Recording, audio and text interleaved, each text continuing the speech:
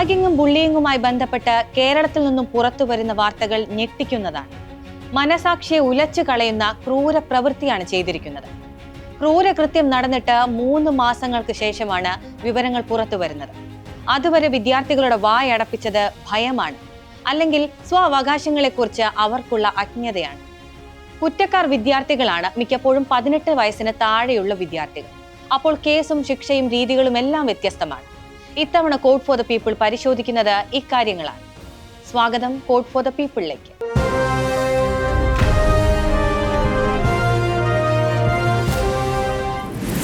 ഇക്കഴിഞ്ഞ ദിവസങ്ങളിലായി കോട്ടയം നഴ്സിംഗ് കോളേജിൽ ഉണ്ടായത് റാഗിംഗ് കേസാണ്.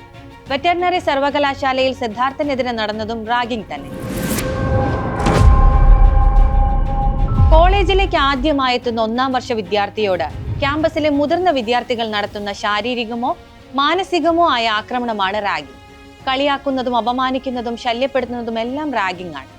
വിദ്യാഭ്യാസ സ്ഥാപനത്തിന്റെ അകത്തോ പുറത്തോ നടത്തുന്ന അതിക്രമങ്ങളും റാഗിംഗ് കുറ്റകൃത്യമാണ്. കേരളത്തിലെ കാര്യമെടുക്കാം. ശക്തമായ റാഗിംഗ് വിരുദ്ധ നിയമമുള്ള സംസ്ഥാനമാണ് നമ്മുടേത്.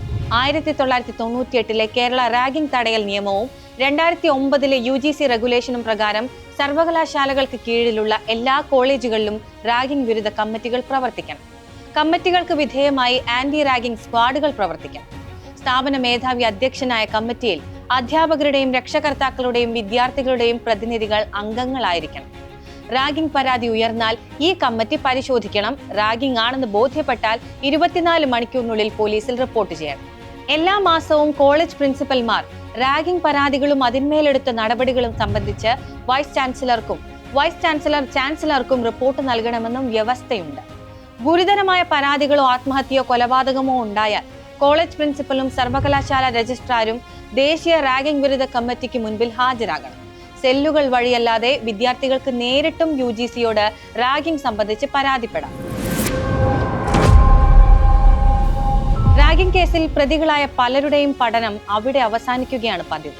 റാഗിംഗ് കേസിൽ കുറ്റക്കാരനെന്ന് കണ്ടെത്തിയാൽ 2 മാസം മുതൽ 2 വർഷം വരെ സസ്പെൻഡ് ചെയ്യാനോ കോളേജിൽ നിന്ന് പുറത്താക്കാനോ റാഗിംഗ് വിരുദ്ധ കമ്മിറ്റിക്ക് അധികാരമുണ്ട്.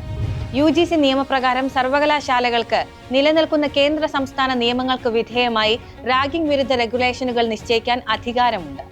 റാഗിംഗ് കണ്ടെത്തിയാൽ അത് പോലീസിന് റിപ്പോർട്ട് ചെയ്യേണ്ടത് സ്ഥാപന അധികാരികളുടെയും റാഗിംഗ് വിരുദ്ധ കമ്മിറ്റിയുടെയും നിയമപരമായ ബാധ്യതയാണ്. കൂടാതെ സസ്പെൻഷൻ അടക്കം സ്വന്തം നിലയിൽ അടിയന്തര നടപടികൾ സ്വീകരിക്കുകയും വേണം. പോലീസ് കേസിൽ റാഗിംഗ് നിയമപ്രകാരം 10,000 രൂപ മുതൽ 2.5 ലക്ഷം രൂപ വരെ പിഴയും ചുമത്താം. പരീക്ഷ എഴുതുന്നതിനും വിലക്കുണ്ട്. ലഭിക്കുന്ന സ്കോളർഷിപ്പ് ഉൾപ്പെടെയുള്ള ആനുകൂല്യങ്ങൾ തടയും.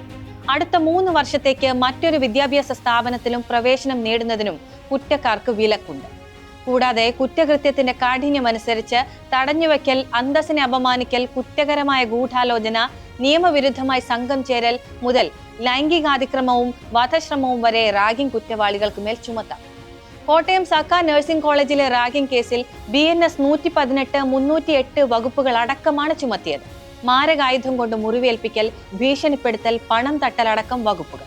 അതായത് പരമാവധി 10 വർഷം വരെ തടവ് ശിക്ഷ കിട്ടാവുന്ന വകുപ്പുകൾ. കോളേജിലെ പ്രിൻസിപ്പലും വൈസ് പ്രിൻസിപ്പലും ഇപ്പോൾ സസ്പെൻഷനിലുമാണ്.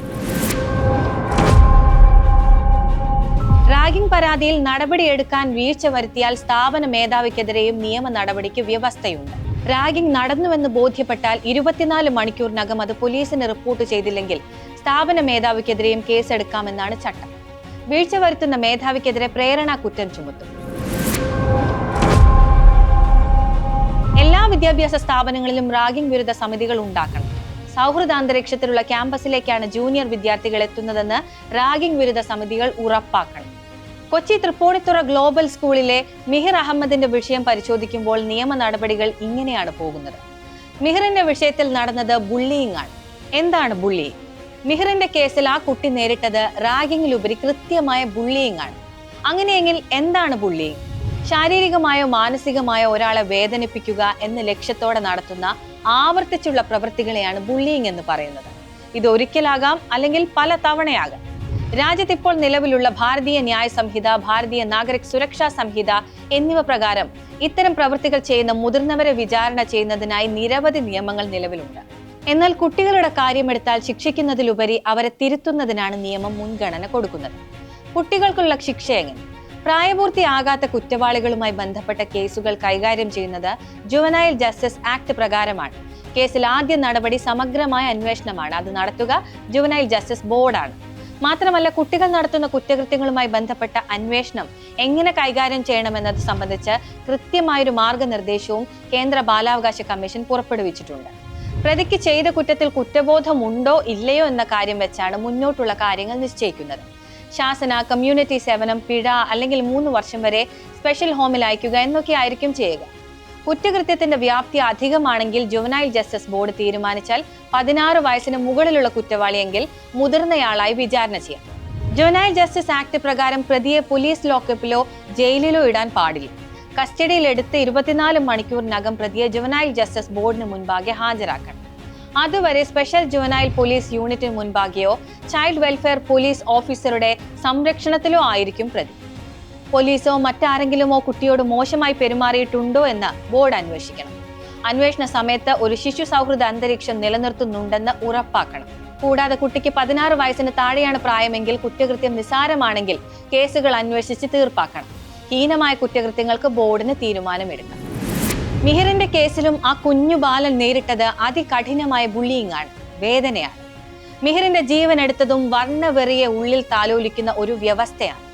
നമ്മുടെ സ്കൂളുകളിലും കോളേജുകളിലും നിലനിൽക്കുന്ന ഭീകരതയുടെ പ്രതിഫലനമാണ് കഴിഞ്ഞ ദിവസങ്ങളിലായി കാണുന്നത്. പ്രവൃത്തി ചെയ്യുന്ന കുട്ടികളെ പൊതുമധ്യത്തിലിട്ട് വലിച്ചിഴച്ചാലും പ്രതിവിധി ഉണ്ടാകില്ല. നിലനിൽക്കുന്ന നിയമങ്ങളുടെ കർശനമായ നടത്തിപ്പും ശ്രദ്ധയോടെയുള്ള ബോധവൽക്കരണവും കൗൺസിലിംഗും എല്ലാം ആവശ്യമാണ്. വോട്ട് ഫോർ ദ പീപ്പിൾ ഇനി അടുത്ത വാരം.